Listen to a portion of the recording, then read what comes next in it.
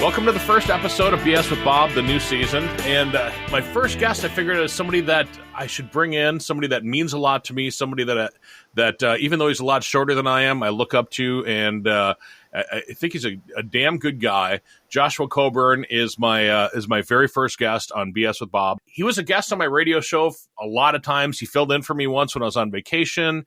He was a frequent guest on my old podcast.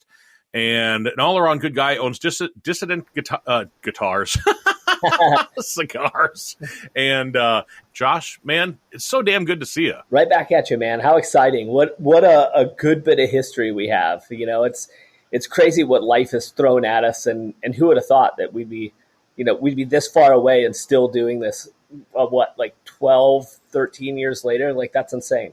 Yeah, it's crazy. And actually, so I've brought you up in I did the podcast Fall Rise Give for a year, and your name came up quite a few times, actually, because the tattoo that I have, the three dots, are an homage of you, since you've got the three dots in your forehead. I got mine on my arm, and for me the three means be seen, be heard, be you, and I know for you it's mind, body, environment, correct? Yep.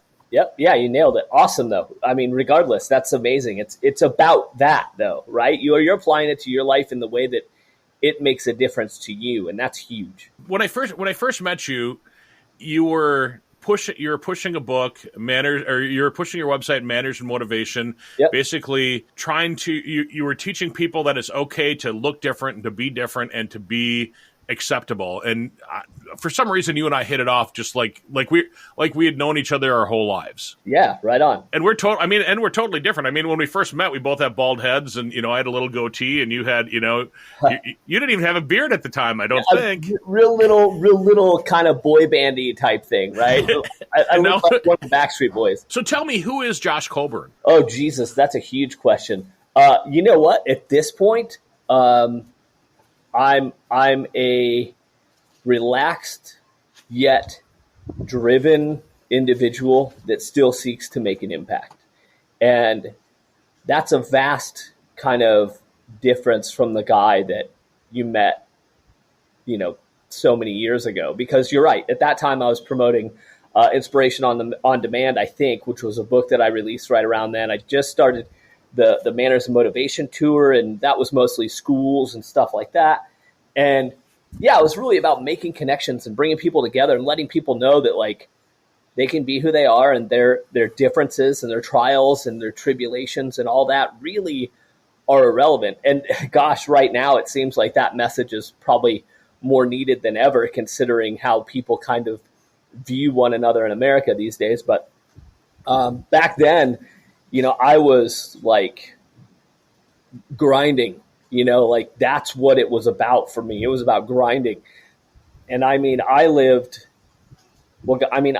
my mid 40s, and I'll tell you what, I've lived a lot of lifetimes in these 40 some odd years, and I'm super stoked about it. But today, I think what I'm most excited about is I get to be here, present as I'm able to be, and just enjoy each day for what it is, which is not something I was capable of in my past. How did that change? I mean, how were you able to do that now and you weren't able to do that when you were living in, the large metropolis of Grinnell, Iowa? Yeah, right.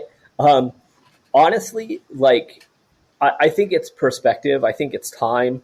I had goals. I worked, the delayed gratification thing. I mean, I worked for 18 years to reach like my childhood goal. Mm-hmm. And then I lived it for a long time, traveled all around the world. I always said that on my tombstone, I wanted it to say, lived one life, changed many. I did that. I did it. Mm-hmm. And now I can be here in absolute paradise in a place that is like nothing most people in America have ever seen. And the pace is slow. The time frame of doing things is slow, and it's in my opinion the life I think that most of us were meant to live. We're not all supposed to be on a schedule We're not supposed to be waking up by alarms. And this is all stuff that I knew. It's all stuff that I believed. But if you want to smash goals and you want to crush this life, you have to adapt and you have to grind until you get there. And I guess that's what I did.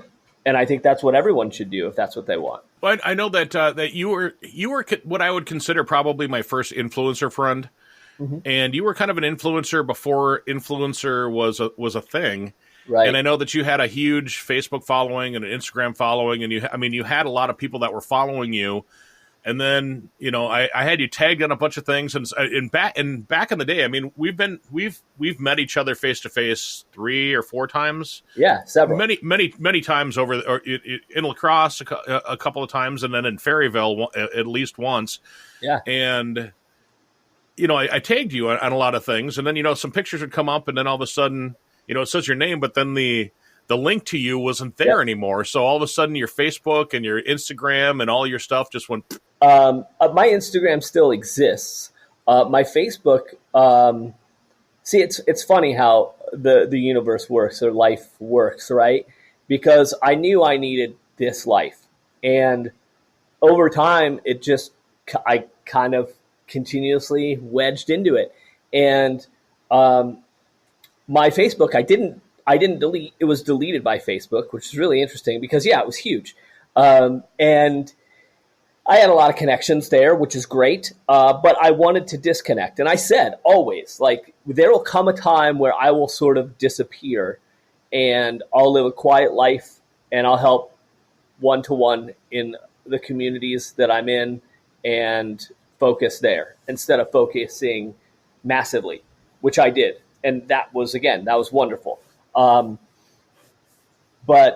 what happened is, because also I still do marketing, social media marketing, and all kinds of marketing, PR stuff, all that with a partner of mine in another business, which I've always done. A lot of people don't know that, but I've always done that. And one of those clients, one of their employees got into a specific account that I was running. And if you're an admin of accounts on social media, especially on Facebook, you're responsible for certain things. Well, they made a bunch of changes to that page, which flagged the page and ultimately deleted my account because I was the primary on it. So that jacked a lot of things up. And, that screwed things up for other clients because now I don't have an account that are tied to all these things. So I had to go in and do a bunch of back-end stuff to reestablish all that. But it's just, I was disappointed because there's a lot of great content, a lot of good people there that I don't have access to today. But also I feel like that's the way it was supposed to be. Because people come back, right? They always come around. You run into them or something. I mean, here we are.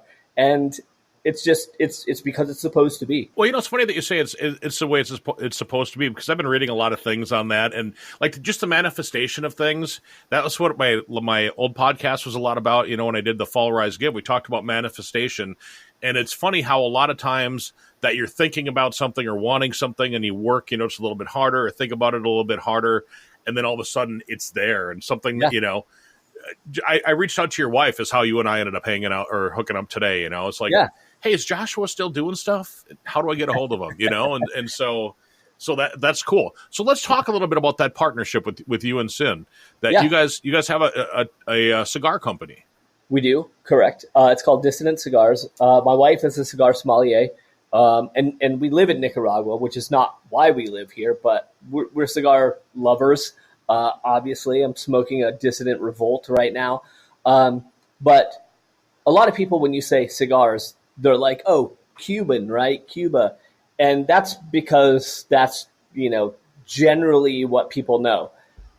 But Cuba hasn't been a mecca for cigars for decades. It's almost 80 years, I would say. Oh, wow. It's actually Nicaragua. This is the mecca for cigars. When the embargo went into Cuba, that's when a lot of Cubans moved here because the environment's similar. And then they started growing tobacco here. So one of the biggest exports, aside from coffee, is tobacco out of Nicaragua. So, we're here. We we're really close with our tobacco growers. We're really involved in that. My wife's involved in blending, and she blends all our cigars, and then they're distributed throughout the United States through a distributor in New Jersey. Well, that's cool. So how often do you get back here and, do little talks about them and show off like, hey, this is our latest dissident guitar. Yeah. I said guitar again. Hey, cigar. I kind of wish we had dissident guitars. I'm not going to lie to you. I'm a music guy. So. I know you got a Kiss tattoo, right? That was your first tattoo? No, it was Motley Crue. Oh, Motley Crue. Okay. Yeah, close. But I don't get to the States often, as little as possible. But my wife, she would do tours to like lounge tours all across the United States often, to basically promote and meet and greet and shake hands and do photos and, the whole thing. But essentially when I made the choice to move here, for me, it was very much a conscious decision to slow down, to sink into my environment. Because we live in the middle of the jungle. Like, right. We're like, right now I can see the ocean, I can see the mountains. There's monkeys in the trees, there's crazy squirrels and all kinds of unique birds and stuff around. And like, that's my day every day. So how often you mentioned monkeys? I was actually going to bring that up because I know I've seen pictures back when you're on Facebook more often of monkeys in the trees at your house. Yeah, and it doesn't look like you have screen doors or anything up. So do the monkeys ever end up inside of the home? They don't. Everything's kind of we are a part of the jungle and it's a part of us, right? That's how it is. So yeah, there's no screens, nothing. Doors are all open, whatever. We don't have monkeys in the house. They generally don't like to be on the ground because it's dangerous. But that said, like, there's ocelots here, like small wildcats, squirrels, possums, raccoons, all kinds of stuff, porcupines. So iguanas, so you'll see all that stuff all the time in the house at night. If you leave it open and there's food out, which you don't want to do. Right. Geckos, tarantulas, wolf spiders, all of it. It's both inside, outside. We see them all the time. So the first couple days you slept there, were you like this? Nah, I traveled the world enough that I kind of understood. But I'll tell you, my family, who were Iowans, and most hadn't even been on a plane, let alone flying internationally to a remote jungle, they were sleeping like that for the several days they were here. They were pretty terrified. Like, and a tarantula is not going to like crawl in your face and poison you. Like, it's not going to do that. But so you got something coming out of your beard, right? Yeah, you just wait. But it's interesting because like there's geckos all around, inside, outside the house, and we're to the point like as a family, like the kids will, they'll wake up in the middle of the night. And there might be a tarantula on the wall, but it's not going to bother you. It's just you just go back to sleep. At that point, it'd be like Josh, hey, help. Yeah, well, our guests often do, but you just it's all harmonious. I know that sounds like kind of a hippy dippy thing to say, but it really is. There's generally everything's got a role, and that's just what it is. So you had mentioned coffee and tobacco being the big exports for Nicaragua. Yep. What does fresh coffee taste like? Well, if you mean like you're peeling off the red kind of cherry looking outside and then roasting it. Have you ever roasted it or anything yourself? No, I've never roasted it here. But something else too is like that's worth talking about is the cacao, like because that's very interesting. It's grown here. And you want to talk about like the most bitter, crazy, chocolatey chocolate ever. That's it.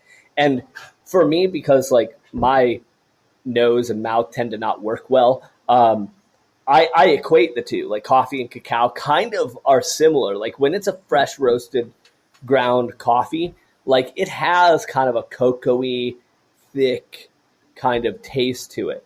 Right.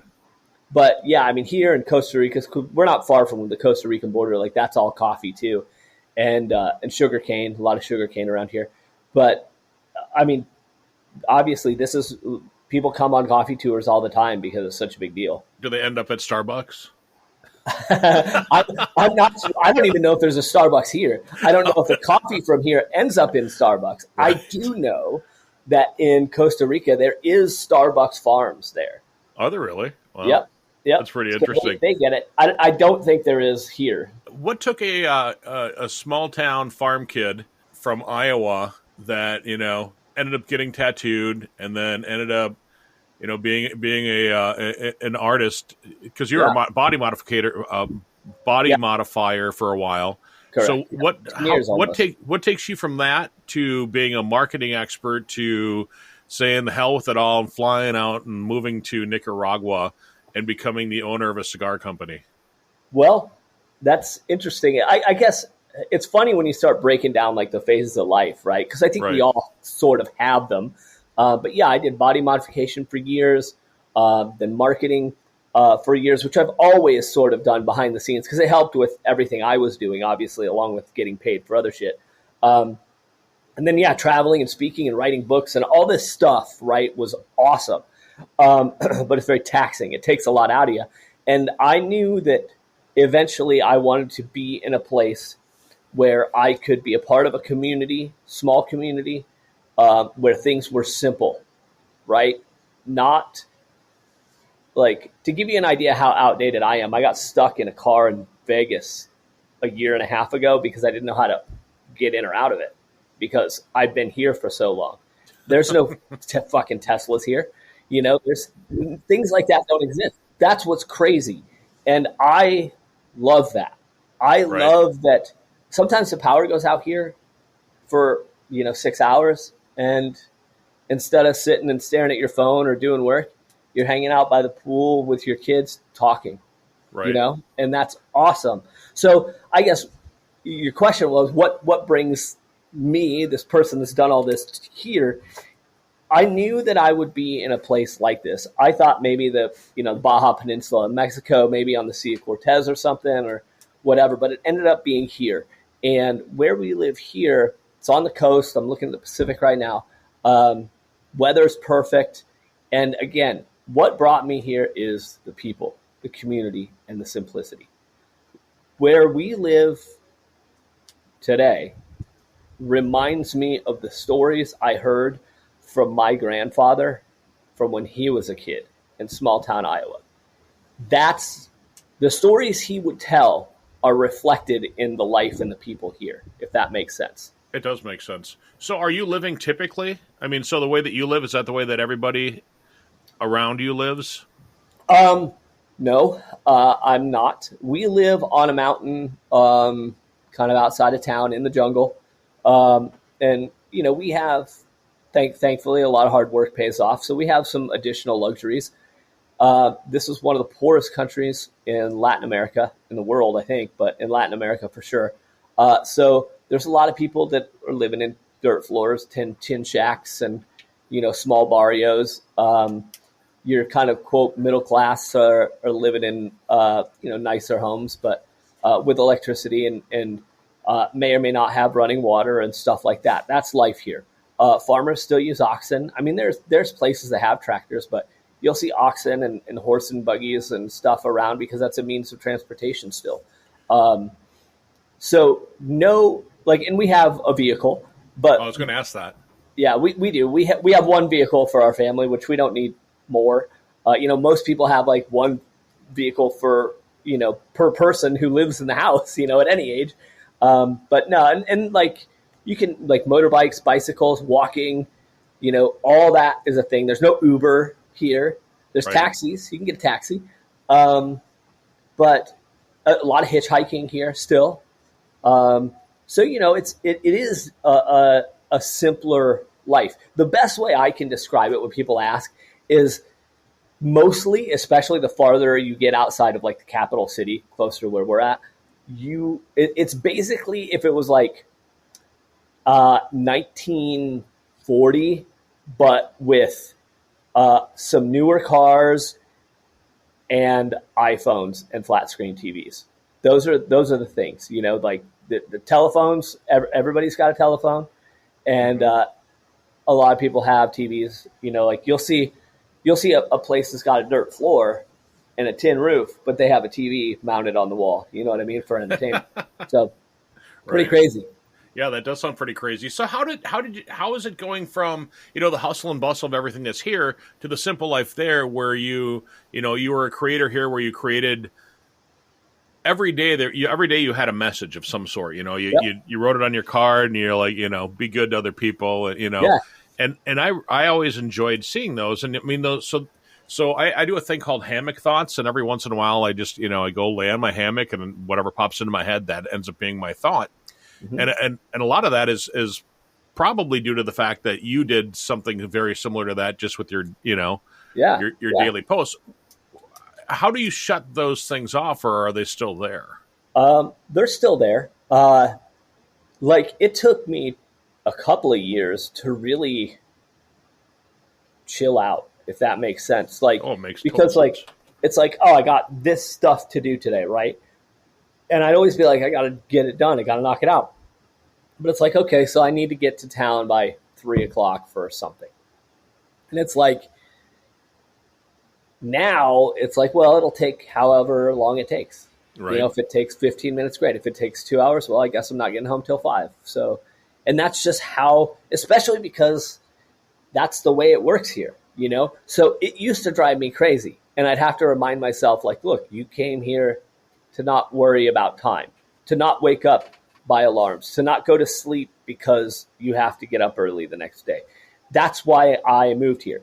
And that's how it is today. It's like, I mean, we're up early. Like I was up this morning, like 5:15 because the sun's up. Birds are chirping. Dogs are ready to go hang out. This is life. People are here working on the farm. Like, I mean, and at night it gets dark anywhere between 5:15 and 6 year round here. And like when people come and stay, they talk about Nika late, right? And what that means is it's usually 8:30. It's time for bed. Everyone's exhausted and it's bedtime. And like if you ever come down, and you're more than welcome anytime, if you ever come down and we're chilling outside, having a cigar and just enjoying the night, it's amazing how even if you're up till 11 or midnight normally at home, 8:30 rolls around on day 2, you're just like, man, I'm ready to crash. But it's already been dark for 2.5 hours. Right. You've been up, like, so it's different. It's a whole different thing. Earlier in the conversation, you mentioned something about wanting to make impact on people's lives and saying that you had made impact on people's lives. What's an example of, besides mine, because I know that you've made a huge impact on my life, Josh. That means a lot. What, give me an example of somebody's life that you've made an impact on. That's such a big question. I mean,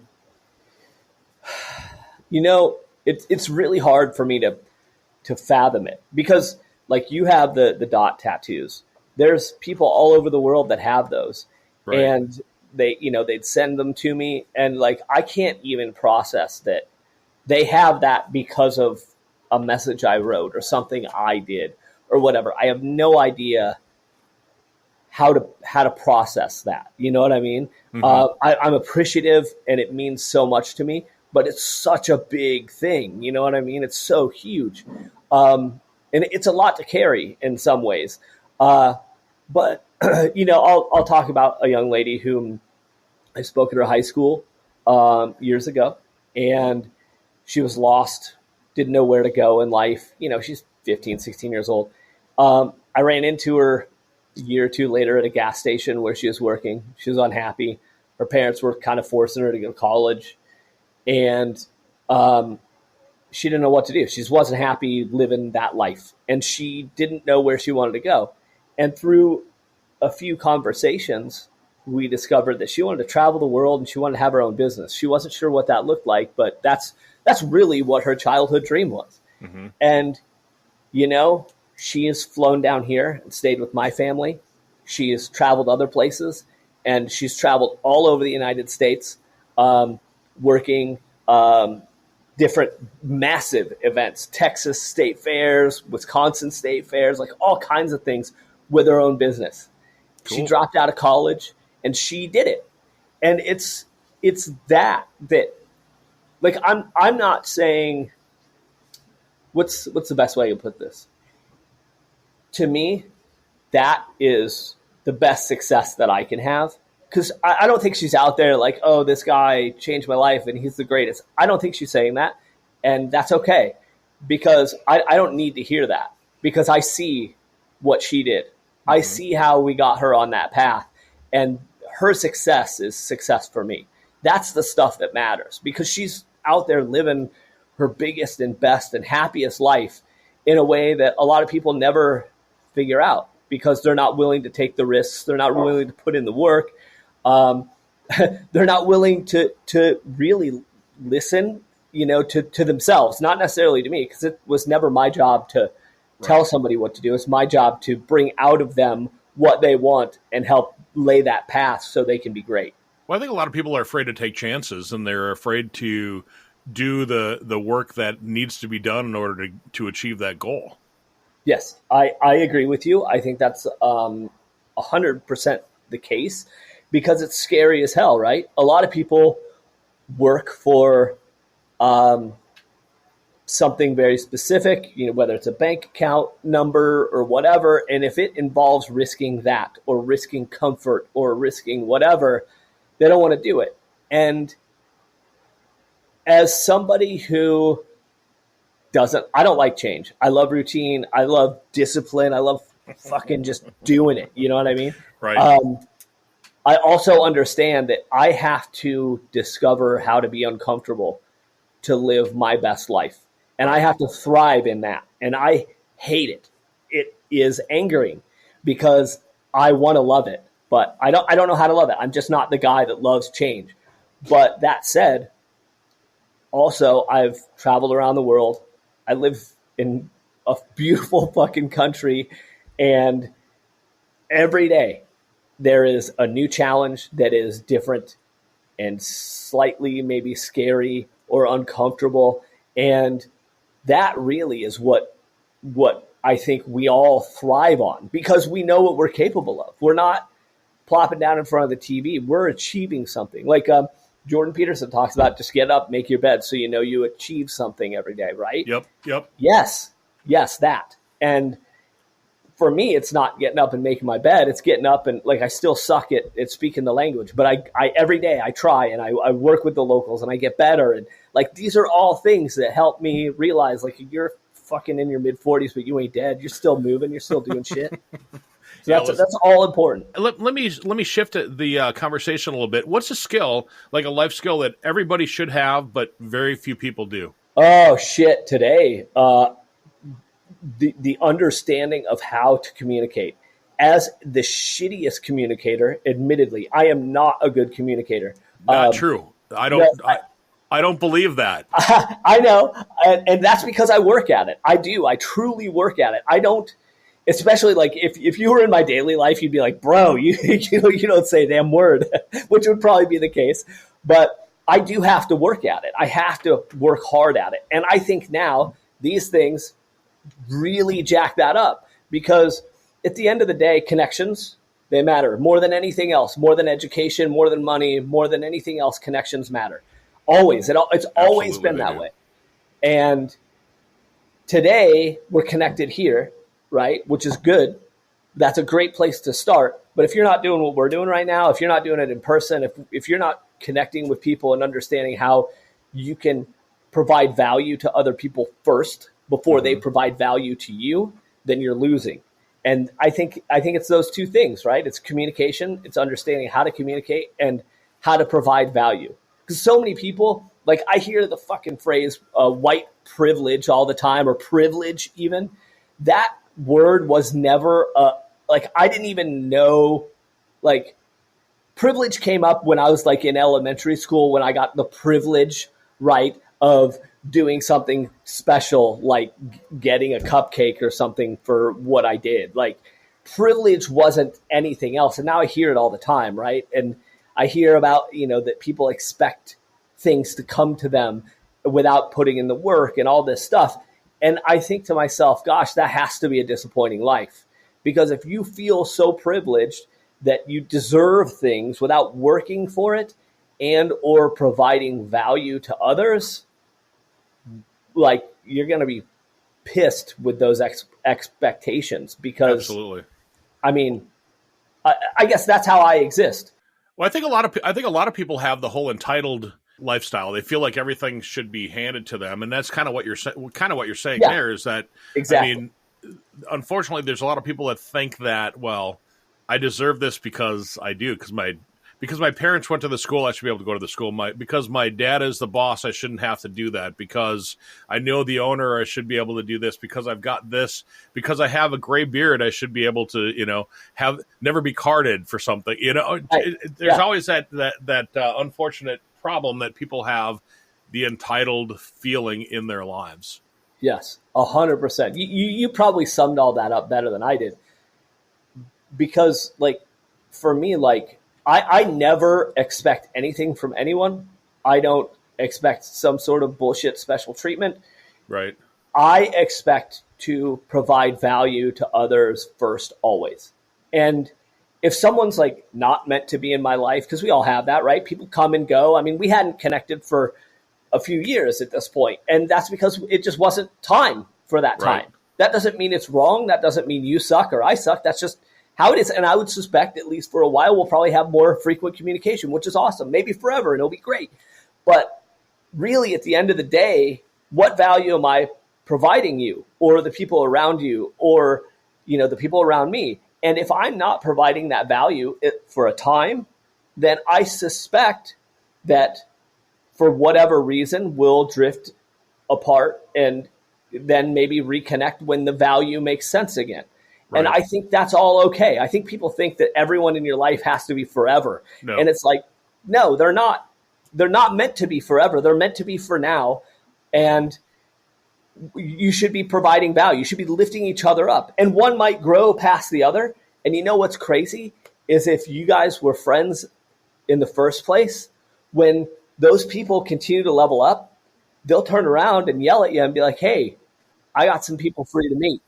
Yep. And then you grow together again. That's exactly it. 100%. Well, life goes ebbs and flows, man. I mean, you look at every relationship you've ever been in with anybody. Could be your parents, your siblings, the love of your life. You've got ups, you've got peaks and valleys with every single relationship that you're in, and you're exactly right. So I want to turn again and ask another question based on you've got a lot of tattoos, you've got some implants, you've got, scarification, you've got a bunch of different things. What are some of the things, or what are some of the misconceptions that people have when they see Josh Coburn? That's really interesting because maybe you asked me a similar version of this 10 years ago or whatever, and I'm sure my answer was totally different than it is today. Today, the world has changed, right? Oh, absolutely. You see tons of, this isn't, the 90s where Dennis Rodman's starting to get tattooed and everybody's pissed about it, and wondering if their kids should even watch the NBA anymore. Everybody's tattooed. Everybody. And like, I'm pretty old school. I was, I had sleeves and stuff in the late 90s, and my face was tattooed in like 1999 or something crazy, my whole head's tattooed, like everything. If I'm in shorts and a t-shirt is tattooed that you see pretty much. And the only time it even comes up is if I'm in an airport somewhere at this point. So I guess to really hone in on your question, what do people think, or what's their perception at this point? I think because I am, gray-haired, bearded, and heavily tattooed, and they're old tattoos. They've been through some shit. I think there's a certain amount of understanding that this guy lived a lot of life. Mm-hmm. You know what I mean? And I have, but I think it's apparent. The wrinkles on my face are well earned. The tattoos are faded and old because they've seen a lot of sun. They've seen a lot of hikes. They've seen a lot of crazy life. And I think today, if I were to guess, that's probably what it is. And honestly, where I'm at in my life, that's the best thing, because when I sit down at an airport, or I sit down on a bench in town for a cigar, and a tourist walks by and they ask a question, there's always a story, So I'm kind of that guy now, right? And that's kind of a good place to be. Right. Would you change anything? Nah. Nope. there are times I think, God, I wish that things would have been easier, or I would have been smarter about that, or maybe I should have apologized to that person or shouldn't have made that choice or said that thing. But the great thing is, unless they pass, I can still apologize. I can't take back those things, but I learned the things I needed to learn. And I feel like the timing of everything was perfect. Like even my retirement from speaking, that's been years ago now. And I retired on stage at my old high school, the same place I started. And it's really crazy because with all the woke political correctness stuff, and I don't want to get into politics, but when it comes to that, right?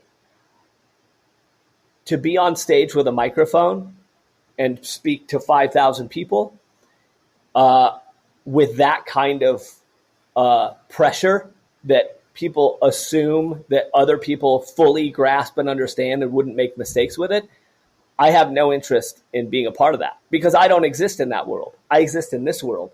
And you know what? Here, people care about, do I have food? Do I have shelter? Do I have water?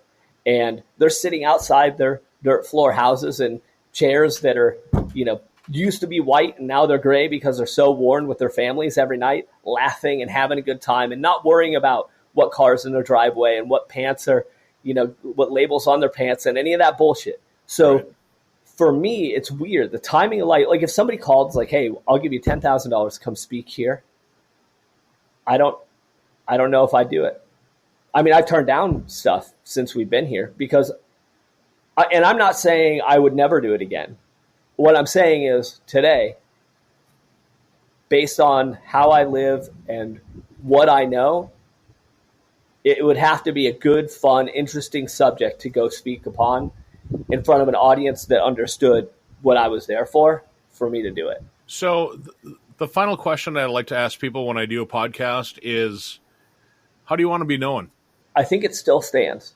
I think that the quote I mentioned earlier of live one life, change many is really what it's always been about. I think because as much as I'm done writing books, there's still books that haven't been released. There's still things that can be done, and there's a lot of life left in this guy, right? There's still a lot of places maybe that need to be traveled to that for right now the timing isn't right. So I guess at the end of it, and right for right now, if this were the end, right, my answer would be the same. That that guy made a big positive impact on the world, and he was genuine and himself the whole fucking way doing it. Warts and all, that's what it's always been. I accept people for their warts and all they have, and I ask for the same. And I hope that at my worst, I still, left more positive vibes than negative ones. Thanks so much for listening to the BS with Bob podcast. Basically, it's just me pulling up the metaphorical bar stool and chatting with everyone from entertainers to educators to business owners to marketing gurus. People who've done cool things, survived weird stuff, and have a good story to tell. Please like, subscribe, and share the podcast.